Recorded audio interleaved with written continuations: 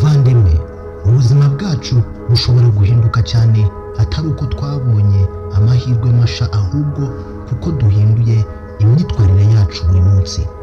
Uyu munsi reka tuvuge ku myitwarire 10 ishobora kuguhindurira ubuzima bwawe burundu niba uyitayeho mu buryo bwiza kandi bugaragara. Icyo usabwa ni ukubyitaho muri buri munsi. Tudatinze, mwibutse niba utarakanda subscribe, kandi subscribe, like, kandi unafungura notification kugira ngo ujye ubona ibiganiro byanjye ku gihe. Ikintu cya mbere, kubyuka kare buri munsi. Kubyuka kare ni intangiriro y'ubutsinzi. Bituma ugira umwanya wo kwitekerezaho, ukagira umwanya wo gukora no gutegura umunsi wawe neza. Abantu benshi batsinda si abahanga cyane, ahubwo ni uko bamenye ibanga ryo kubyuka kare imbere y'abandi. Ikintu cya kabiri nanone ugomba kwiga muri buri munsi, fata iminota mike yo gutuza, gusenga cyangwa kwibaza ati ndinde, ngiye he. Ibyo biroroshye, ariko nibyo bituma uba umuntu uzi aho ajya. Nibyo bikugira umuntu uzi ahagana. Ikintu cya gatatu, gusoma buri munsi. Isomo rimwe buri munsi rirahagije. Iyo usoma uba wongera imitekerereze, ugakura mu bwenge, ugakura mu mitekerereze. Umutwe utasomye ni umutwe usinziriye. Ikintu cya kane, kuganira n'abantu bagukuza. Ntukabe hafi y'abaguca intege. Shaka inshuti zitekereza neza, zikwigisha uko wafata icyerekezo cy'ubuzima bwawe. Ikintu cya gatanu, kubaka amafaranga buri cyumweru. Ntugerageza kuba ufite menshi kugira ngo utangire, ntabwo uzigera ubigeraho. Igiceri cy'ijana ku cyumweru arahagije. Icyo ni ikimenyetso cy'ubushishozi n'imyitwarire y'ubukungu.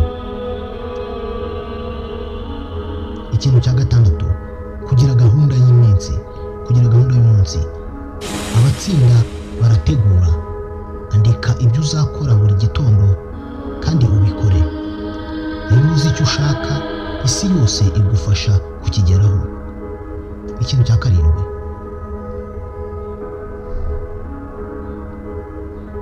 kwita ku mubiri. Umubiri wawe ni icyombo cy'ubuzima. Kora siporo yoroheje, senga, wumve umuziki, useke. Byose bifasha ubwonko kuruhuka neza no gukora neza. Ikintu cya munani, kwirinda ibirangaza. Ntukemere ibyo ubona kuri social media cyangwa mu bandi. Ibintu byose byagutwara igihe cyawe ariko bidafite umumaro. Ibyo wirengagije uyu munsi nibyo bizaguha amahirwe ejo hazaza. Ikintu cya 9, kugira umutima wo gushimira. Buri joro shima ku byo ufite. N'ubuzima bwonyine ni impano.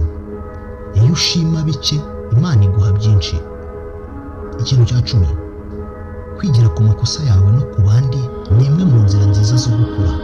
Kwiga buri munsi bituma uhorana amahirwe mashya n'imbaraga nshya. Bavandimwe, ubuzima ntabwo buhindurwa n'amagambo, buhindurwa n'imyitwarire. Bavandimwe, ubuzima ntabwo buhindurwa n'amagambo, buhindurwa n'imyitwarire. Ntutegereza ejo, weho ntugategereze ejo ngo ubone gutangira. Tangira uyu munsi guhindura kimwe muri ibi bintu 10. Wenda ntabwo uzabona impinduka mu minsi 2, ariko mu mezi make uzasobanukirwa kandi uzagenda ubona impinduka, ubona ko ubuzima bwawe buri kugenda buhinduka. Muvandimwe, niba aya masomo wumva hari icyo agufashije, nyandikira muri komenti kandi ntugende udakanda subscribe. Kanda subscribe kugira ngo tujye tubana buri munsi, ujye ubona ibiganiro nk'ibi ngibi. Njye nita Olivier, ndabakunda cyane. Ciao ciao.